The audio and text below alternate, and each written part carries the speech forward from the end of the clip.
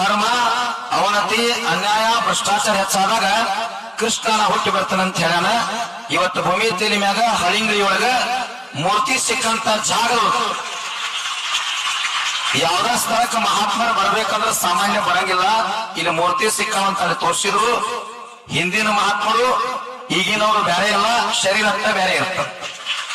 ನಾವು ತಿಳ್ಕೋಬೇಕು, ಕಳ್ಕೊಂಡು ಹುಡುಕಬಾರ್ದು. ಕಳ್ಕೊಂಡು ಸಿದ್ಧಾರೂಢರನ್ನ, ಮಹಾವೀರನ್ನ, ಬುದ್ಧನನ್ನ ಕಳ್ಕೊಂಡು ಹುಡುಕಾಡಕತ್ತೀವಿ. ಅವರ ಸ್ವರೂಪ ಒಂದಾದ, ಶಕ್ತಿ ಒಂದಾದ, ಹಳಿಂಗಳು ಉದ್ಭವ ಆಗ್ಯದ. ಅಪ್ಪವ್ರ ಪಾದಕ್ಕೆ ಬಿದ್ದು ಒಂದ ಕೇಳ್ತೀನಿ, ನಿಮ್ಮ ಆಶೀರ್ವಾದ, ನಿಮ್ಮ ಸಂಕಲ್ಪ ಯಾವಾಗಲೂ ನಮ್ಮ ಮ್ಯಾಗಿರ್ಲಿ. 6 ವರ್ಷದಿಂದ ನಾವು ಬಂದಿದ್ದೆ ಅವ್ರ ಹತ್ರ, ನೆನಪದಿಲ್ಲ ಗೊತ್ತಿಲ್ಲ. ಅಲ್ಲಿ ಬಂದು ಕೆಳಗೆ ಧ್ಯಾನ ಕೊಡ್ತಿದ್ರು. 2 ಗಂಟೆ ಹೊರಗೆ ಕೊಡ್ತಿದ್ದೆ. ಅವಾಗಂದ್ರು ಯಾವ ಬಂದಾನ ಅವ್ನು ಒಳಗ್ ಕರಿ ಅಂತ ಹೇಳಿದ್ರು. ಲಕ್ಷಲ್ಲಿ ಯಾರೋ ಬಹಳ ಮಂದಿ ಕುಂತಿದ್ರು. ಯಾರೋ ಒಬ್ರು ಬಂದಾರ, ಅವ್ರ ಕರ್ಕೊಂಡು ಮಾತ್ರ ನನ್ನ ಕರೆಸಿದ್ರು. ಏನ್ ಮಾಡ್ತೀವಿ ಕೆಲಸ ಅಂತ ಹೇಳಿದ್ರು.